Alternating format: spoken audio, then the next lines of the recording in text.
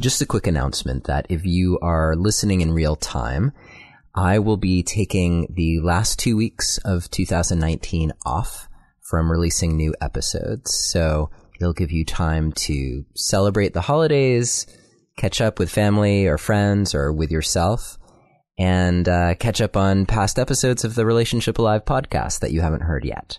And then I will be back at it with a whole new series of episodes coming out right after the new year in 2020. So just wanted to let you know that I'm taking a little break, but not for long. And I'll see you in the new year.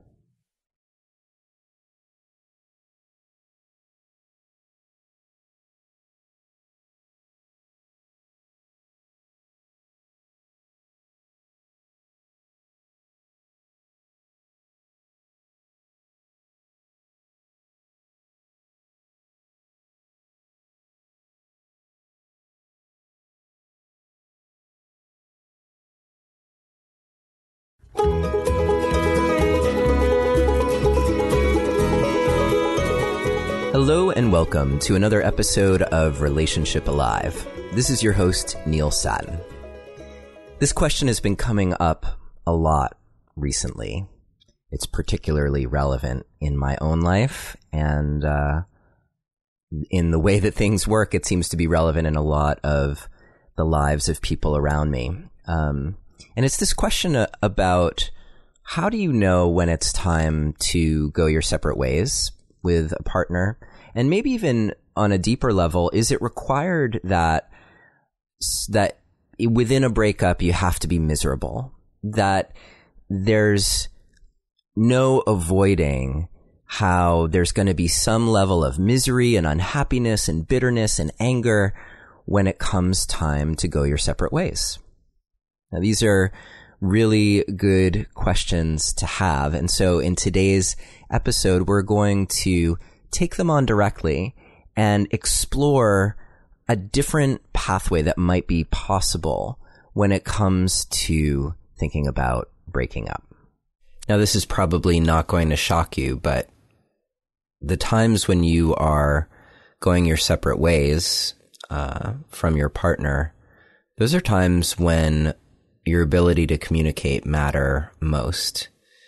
And we do our best. It's not always clean, but there are things that you can do that have a huge impact on your ability to navigate challenging conversations in ways that stand the best chance at being successful. So I put together my guide with my top 3 relationship communication secrets. And these are the kinds of things that you put them into practice and they will drastically improve your chances of navigating the tough topics without things going too far south. So to download the free guide, all you have to do is visit neilsatin.com/relate or text the word relate to the number 33444 and follow the instructions. As always, I'd like to remind you that Relationship Alive is an offering to you so that you might have the best relationships possible. And if it's come to separating, the best separations possible. So if you're finding the show to be helpful, please consider a donation to help ensure that we can continue here. To choose something that feels right for you, and every little bit counts, just visit neilsatin.com/support or text the word support to the number 33444 and follow the instructions. And this week I would like to thank David, Sylvia, Drew, someone who just goes by M, Lydia, Anne, Valerie, Angie, Cynthia, and Maribeth. Thank you all so much for your generous support of Relationship Alive. Lastly, I'd just like to remind you that we do have a Facebook group called the Relationship Alive Community, where we are trying to foster a safe space to get support around relationship conversations. So just come join the Relationship Alive community on Facebook And now let's get back to the topic at hand. So is it required for you and a partner to hate on each other in order to leave each other? Like, is it really possible for two people to mutually assess their situation and decide, like, hey, this isn't working anymore, and maybe it's a better choice for us to go our separate ways than to be here just making each other more and more miserable? Can they have that kind of conversation and then part from each other in a context that is full of respect and love and caring, and makes space for the other person to just be who they are and to do whatever they got to do, and to take on this new way of living that doesn't involve being partners with the other person? It's a really good question. I think that a lot of the time we need to create a certain amount of animosity. Well, one, if you didn't have something that you were unhappy about, you probably wouldn't be parting anyway. Now, let's just set aside the couples where they've just gotten super bored with each other, or they're just good friends or roommates, and it's all good. Like, there are people who are in that situation where they're just roommates with their partner and they're miserable, right? And wishing that it were more with their partner. That's more what we're getting to. But there are those people who just, over the course of their relationship, kind of drift out of energy and deep connection with each other, and are more like coexisting, and they're both totally cool with that. And so those people might look at each other one day and say, hey, like, I think I want something else in my life. And the other person might say, yeah, me too. And like, there would probably be a lot of space in their lives to create that. Whether it's, just realizing that they could just open up their relationship and do it that way, or whether it's just realizing, like, oh, we're not really romantic anymore anyway. So let's allow each other to have space in our lives to be that. Or that kind of conversation might create a little bit of a crisis where one or both of them is like, wait a minute, like, I don't want to lose you. Let's rekindle, right? So all of these things are possible. Hopefully I didn't violate any Amazon trademark by saying rekindle. But you know what I mean. So all of those things are possible, but let's get more into the kinds of situations where there's either some acute situation happening where it's there's something really painful happening in your life with your partner, or maybe it's not something really painful, but maybe it's just a way of being that is dissatisfying, or where that it's not fulfilling for you now, and that an indefinite time or a lifetime of being with this person is definitely not going to work for you. So in a situation like that, sure, we need some level of unhappiness to recognize that there's something that's not quite right about what's going on in our lives. There's something that isn't working. And then the challenge in that situation is, how do you know if this thing that isn't working is something that's fixable or not?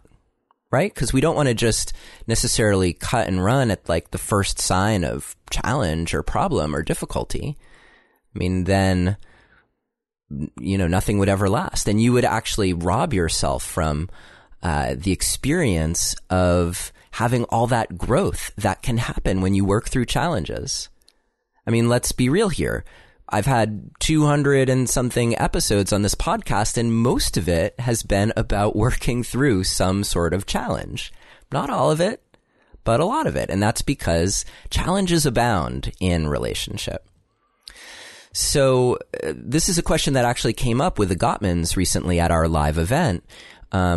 This responsibility that we have as people who are on the front lines of helping people figure out how to have long-term successful relationships, but also holding the responsibility of helping people know when maybe it isn't time to do that. Maybe it is time to go your separate ways. Now, for sure, if nothing is budging and you've really tried and you've gotten lots of support and you've tried different things, and I'm not sure that we can go into the full mechanics in this moment of how you make that should or stay or should I go decision. But if you're at a point where you see yourself losing respect for the other person, you see yourself losing your friendship, and you're completely detached from any sort of hope or vision that it could get any better, that is a time when you would have to be insane to not at least be pondering, would we be better served elsewhere or else how, changing the course of our relationship. But it gets really dicey because it's rare that two people both want to change their relationship, change their commitment at the same time. It's very common for one person to start feeling that way and for the other person to hang on even more tightly, or for it to feel mutual until you get a little further down the road and then someone's pain gets in the way. Because let's face it, once you're in a lot of pain, there's a whole lot of evolution there in your brain that wants you to get out of pain. And the typical strategies for dealing with pain are either going into fight or flight, right? So you get really defensive or aggressive, or you check out completely, or you can go dorsal. You can like completely shut down. I'm speaking in kind of polyvagal terms here. But what if none of those things had to happen when it came time to end a relationship? What if you didn't have to get combative in your pain? What if you didn't have to just check out and flee? What if there were a way to stay present that actually allowed you to truly accept the ending, to deal with your hurt, and to hold everything as something positive for you? What if that were possible? I think it is possible, honestly. I also think it's a huge challenge. And for both people to navigate the ending of a relationship that way, it's going to take a lot of growth and learning and willpower and attention to what you're trying to create. Now, this could be a problem because one of the reasons that a relationship might be ending is the challenge of one or both partners to hang on to that vision of what you're trying to create together and slipping at one time or another. And so there you are, now you're breaking up, and now you need a whole new vision that you need to pay attention to and be willing to work towards.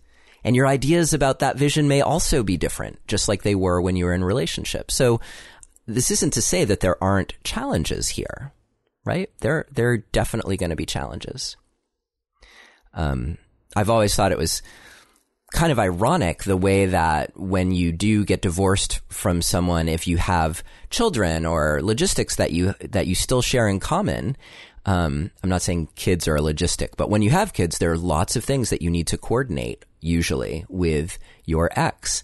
And it's super ironic because if you're not careful, you may find yourself in a situation where you still have to get along with that person. You still have to figure things out, but you've lost all your leverage because you're no longer married to each other, right? So how many people, I'm raising my hand here, have found themselves in a situation like that, where it's a struggle to get along with an ex afterwards. But the problem is that you still need to hold something in common in order for that to be workable.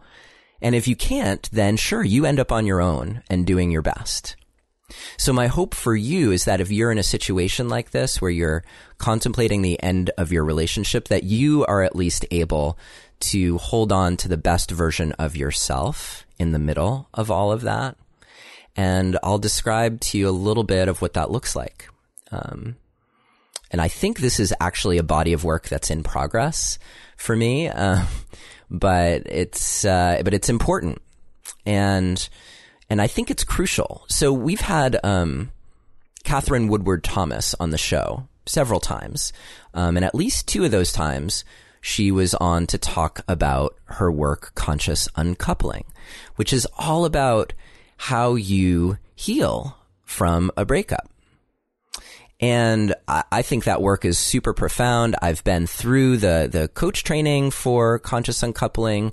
So there's so much there that's really valuable about how you help heal a heart that's hurting, right? But what Catherine doesn't address in her work, and maybe she will at some point soon, I should chat with her about it. What she doesn't address is the process that gets you there. Like her work around Conscious Uncoupling generally picks up where the breakup has already happened. So it picks up where the breakup leaves off. Here you are hurting, trying to make sense of your world and trying to make sense of what's possible in the future. And Conscious Uncoupling and the methodology is really helpful for that. The 5 steps that Catherine has put together are really valuable for healing a hurting heart. And I'll make sure that the show notes to this episode, I don't have her episode numbers right here in front of me, so I can't tell you what they are, but I'll make sure in the show notes that they're there, so you can go and look. And if you are in the middle of a breakup, then those episodes will be really helpful for you. And by all means, reach out for coaching support as well. That being said, yeah, how do we arrive at a breakup in a way that's most likely to be successful and that doesn't require animosity? So we talked earlier about how the animosity or difficulty is generally part of what gets you to that place where you feel like maybe you should break up. So some of that is probably going to be there no matter what. And then sometimes you need to harness a certain amount of that to escape from your relationship, to actually hit escape velocity, right? Because especially if you mostly just really love and care about that person, it can be really hard to leave. It can be really challenging to leave, even if deep down you know that it's the right thing to do. But without that thing that's propelling you forward, it can be really challenging. So one way that we most often choose to propel ourselves forward is by hating on our partner and really dwelling on all of the negative stuff that is at the heart of why we don't want to be with that person, you know, and that can actually be really good to lay out the case that you have for why being in a relationship with this person is not a good idea.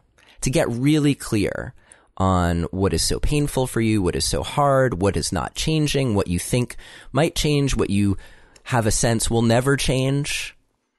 You know, if you have that all listed out in front of you and you have a container that supports actually talking to your partner, then you might be able to lay it out in front of them and be like, hey, is it true that this is never going to change? They might say, yeah, that is never going to be me. And then you can decide if you're going to choose to be with that person or not. As much as possible, my hope for you is that you're in a state of choice about it, that you're not just reacting instinctually, though some of that is probably happening, but that you're able to register all the things that are happening within you. Definitely listen to the episode that I did, 209, on how to feel your feelings, how to communicate about them. You want to get in touch with all of that stuff and then be able to make a choice.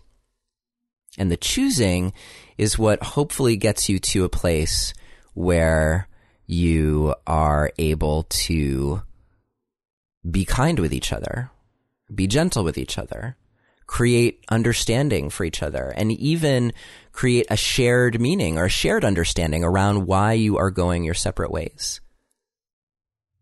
And it's complicated and challenging to do, especially in an environment where you don't probably see eye to eye about certain things, and that's probably why you're headed in your own direction. So all of this comes with the caveat that it's not easy necessarily. There's going to be some challenge involved. So now what I want to talk about is, let's say that you're getting to this place. What do you do with all of that pain? Because the original question was, is it possible to break up without becoming hateful towards your partner, without having all the pain and anguish, without making each other miserable? Is it possible to break up without all of that? Does it just have to be messy? So what I want to do is get into the nitty gritty of what I think is the thing that's going to give you the best chance of achieving that. But first, let's have a quick word about this week's sponsors. Our one and only sponsor for today has a special offer for you to help you get exactly the kind of support that you need as you're creating a web of support for whatever it is that you're going through, especially if it's some kind of breakup.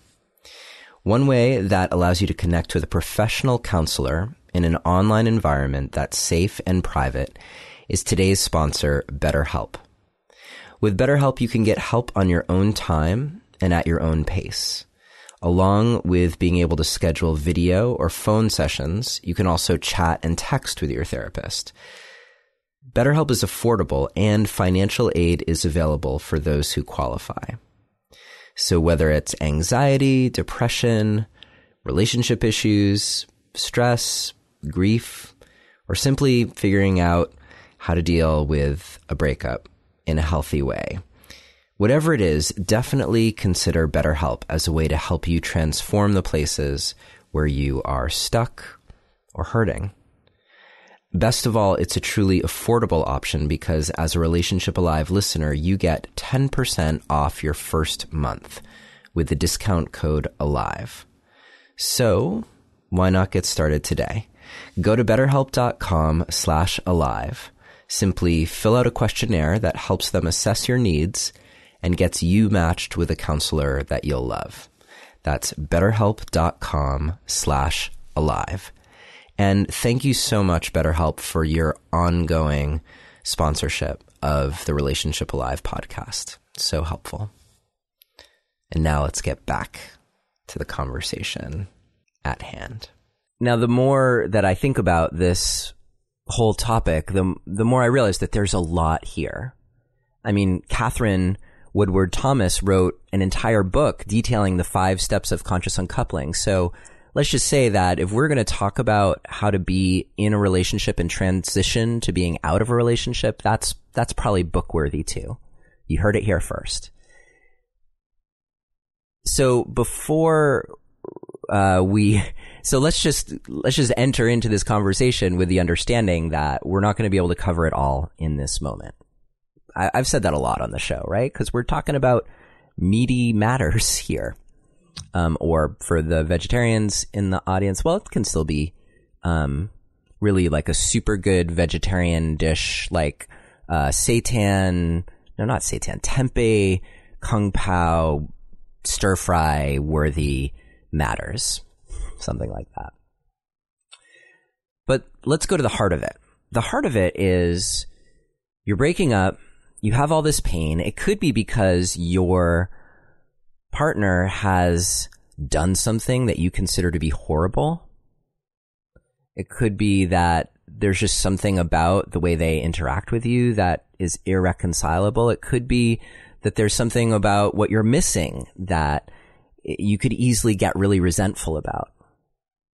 So what do you do with all of that in a way that helps you stay positive over the course of transitioning out of relationship? So there are 2 contrasting things that I think you're going to need to hold here. The first is to recognize that when you are breaking up from someone, this is inherently a process that's about you. It's not about the other person. So the more that you make it about the other person as a way to excuse the challenges of breaking up, to justify it, especially if there are other things going on, kids involved, etc., your community, the more that you are pointing the finger at the other person and how they've done you wrong and how they're fucking you over now, whatever it is, then the more you are setting yourself up to be at the effect of whatever it is.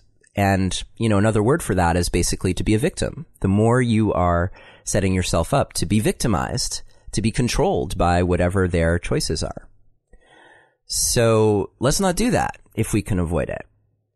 Recognize that the impulse to blame, to get really angry and turn that anger into vitriol and spite against your partner, the anger is healthy, right? Anger is a healthy response to being hurt and wanting to change something about it. But you can channel that anger into respectful ways to change. You don't have to channel it into being abusive to your partner. Even if you consider whatever it is that they've done to be abusive to you. So you're walking this fine line between recognizing the things that are wrong, recognizing the ways that you're hurt, that you're sad, that you're angry, that you're dissatisfied, all the things that are leading to you breaking up, and at the same time recognizing your fear and all the ways that having these challenging feelings make you want to lash out, and instead harnessing that energy for your own growth, for your own insight about yourself. And that's what the conscious uncoupling process is so valuable for. It's all about how you take the hurt and pain that you're experiencing in a really tender moment and transform that into your own growth and understanding. And actually learning through that process how to be generous with your partner, how to be compassionate with your partner, how to be understanding, how to bring understanding to a situation.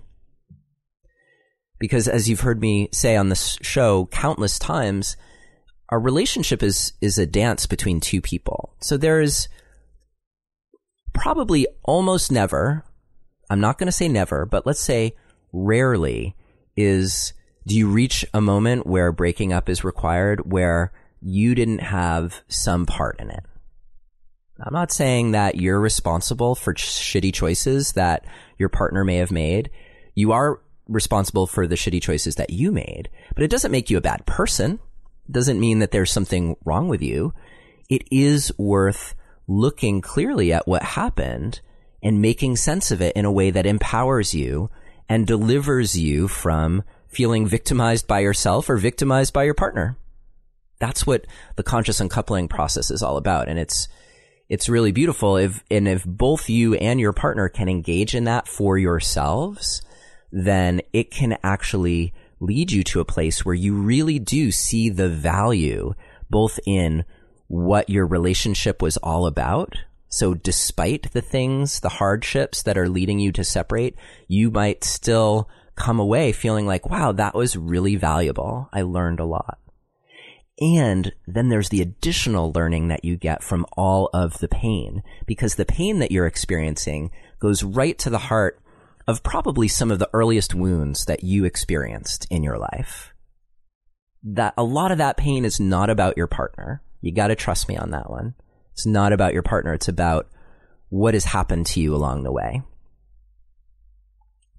And the more that you can tease that apart and discern what is about the present moment and what is about the past, and the more that you can glean learning from that, the better off you'll be, and the more you'll be able to look at the situation that you're going through with compassion for yourself and compassion for your partner, and be able to stay in this place of, you know what, I love you, I care about you, I want the best for you, and that is not with us being together.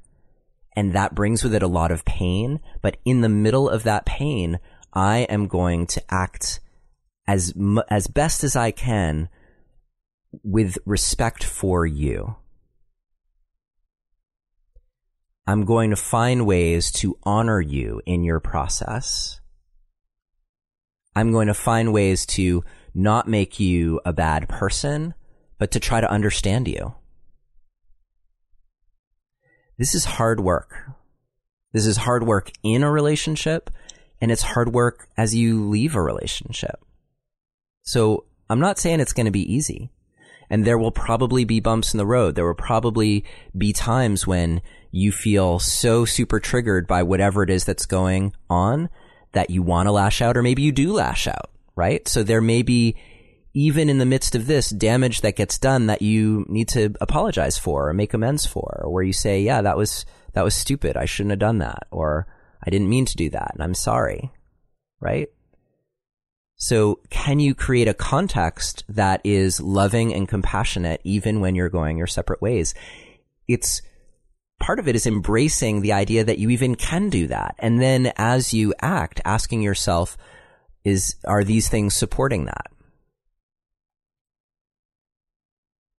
Now it gets a little dicey after you've gone your separate ways, as you think about the impact of your actions on your partner and the impact of their actions on you.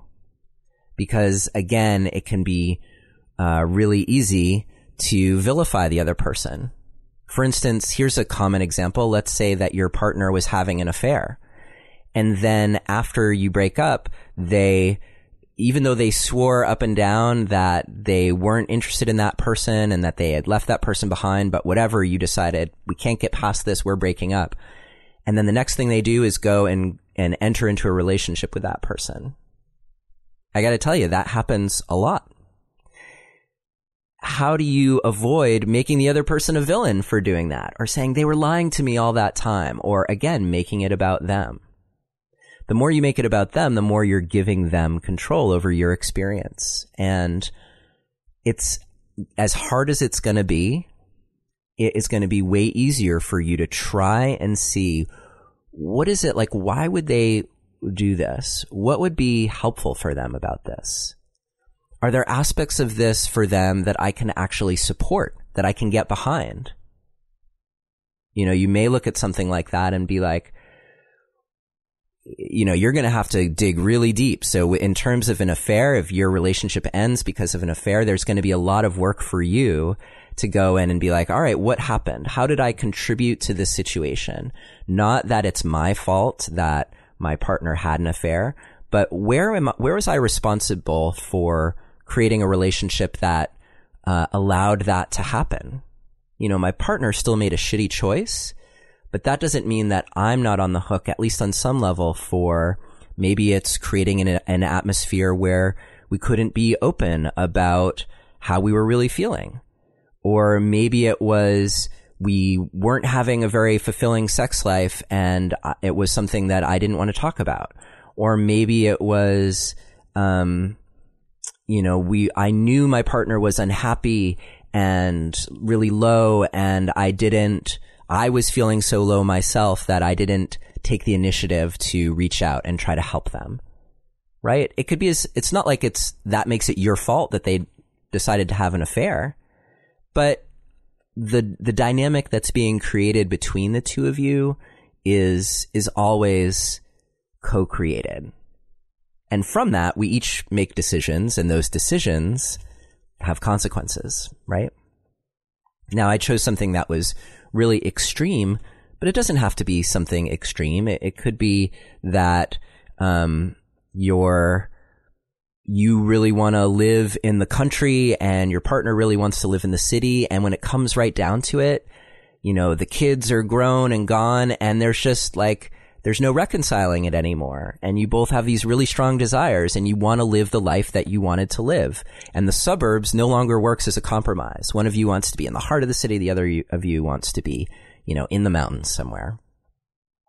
This may be a moment where you decide, you know what? It's okay for us to change course, to do things differently, and to arrive at that choice from a place of loving kindness. Now, if you're the city dweller and your partner moves out to the country, and you could go on Facebook and see pictures of them enjoying life in the mountains and riding horses and doing whatever it is they're doing, you could see those pictures and get really resentful.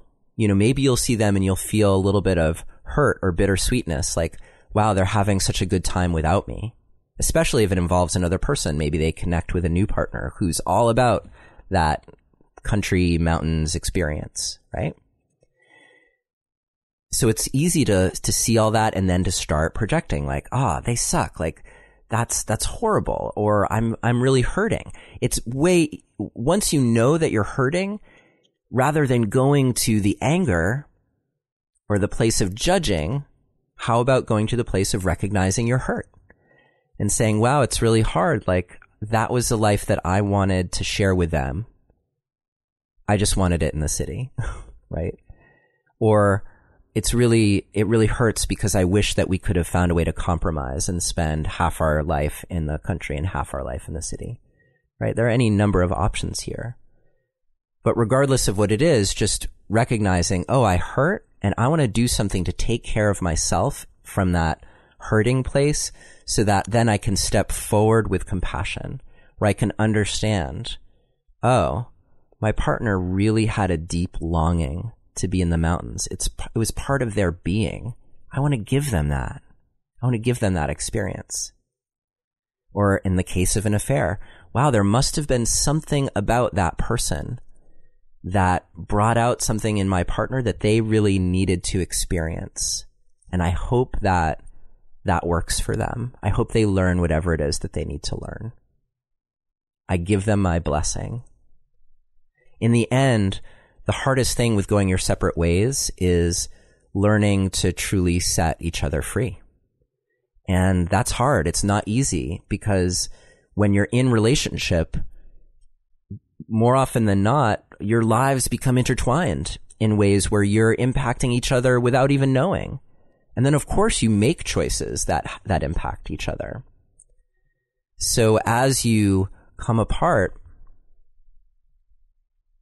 there's something to navigate there around how you let go, around how you define the boundaries of what you do out of kindness. Like it may be, for instance, that partner who moved to the mountains might say, hey, like maybe for a little while we should just not be Facebook friends so that you're not seeing pictures of me having a good time in the mountains. And, maybe we just like take a respectful distance from each other so that we can each be free to live our own lives and heal and do whatever it is we have to do with an implicit blessing from each other. And when we arrive at that moment where we can actually talk about how life has unfolded, is unfolding, and do that from a place of remembering that deep down we love each other, we care about each other, even though we chose these separate paths. When you find yourself able to do that, then that's when you try to be in each other's lives again. That might be when you try to have the really difficult conversations. Because the difficult conversations are going to be really hard to have when everything is raw, especially if you're not supported.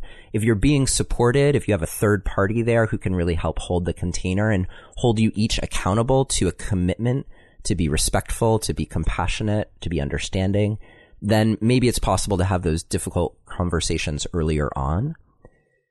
But you need to be really accountable to yourself and what's possible for you. And hopefully in the middle of all that, you then are able to do the things that are right for you, that are right for your own healing and growth, and to not be acting in response to the other person, to not be actively trying to hurt the other person. That wouldn't be loving or respectful. Now, you may do things that actually do hurt the other person, just like that hypothetical partner in the mountains was riding a horse, and that hurt the other person to see that picture. Wow, they didn't waste any time at all, like moving to the mountains, and they look so happy. Like how could they be so happy when our relationship is over? There's misery to be had. Odds are you're not getting the whole picture. Odds are that partner is happy on horseback and also dealing with their hurt, with their pain, with their confusion about how things have shifted. And that's where compassion and understanding and giving someone the benefit of the doubt comes in. And if your partner isn't willing to do things to heal and grow and really reflect on what happened, then that's also their choice, right? In fact, that might be the kind of thing where if you truly see that happening, you might say, well, I guess that's a sign for why I couldn't be that with that person, because they're not reflecting the way I would want to, the way I am. But I do encourage you, before you project your story onto your partner about what's going on with them, and realizing that when you're living a separate life, you probably have no idea what's happening with them. It's way easier to create a story, and then that story can take on a life of its own. So if you see yourself doing that, that's a sign to hold yourself in check and to ask yourself, what feelings am I having that I'm preventing myself, or that I'm avoiding having, by creating this story? How is this story helping me avoid these feelings? And that's a pathway back into your own growth. And then if you're able to get curious, you might, call up your partner on horseback and say, hey, I'm really curious. Like, is everything all, bells and whistles and, saddles and countryside for you? Or is there a part of you that's still hurting? And how are you dealing with that part of you? What are you learning about yourself in our separateness? What are you learning about what we shared together? What are you grateful for? What feels bittersweet? Hopefully those kinds of conversations are possible for you and your partner, especially if you have shared something deeply meaningful with each other. Because honestly, no matter what happens, those deeply meaningful things, the things that helped you grow, that helped you know yourself better, that helped you know them better, those things don't have to be invalidated. They can be there just as valid, even though what you thought was going to happen with your partner didn't come to pass. It's a tough path. It's challenging. It brings with it a lot of emotion, a lot of self-awareness, and the willingness to go through the hurt and to hold fast to an ideal of being compassionate, to learn how to make boundaries that are loving and not hateful, and to respect boundaries that are made for you. There's more to be said on this topic, but I hope that this has been helpful for you. And my goal in all of this is to help elevate this conversation as well, because we can talk about how to do relationship well. We can talk about how to heal our own hearts and heal our traumas and be as actualized as we can be. But let's also talk about this very important question of what it means to look at the ending of a relationship as something that is actually valuable and can be positive for both people. And is there a way that we can navigate the challenges of that without it being destructive in the process? Can it be constructive, even if it's painful? I will be so curious to hear from you if this has struck a chord. Feel free to reach out. My email is Neilius, Neilius, @neilsatin.com. If you email me, I won't promise to get back to you. I get a lot of email, but I will read your email, and it may inform a future episode. And you can always record yourself asking a question and send your recording to questions@relationshipalive.com. And your question might get played on the air and answered on the air. So I'm sending you all kinds of love. This has been a challenging topic to take on, and I'm appreciating your being here with me for it. And I'll be with you again soon. Take care.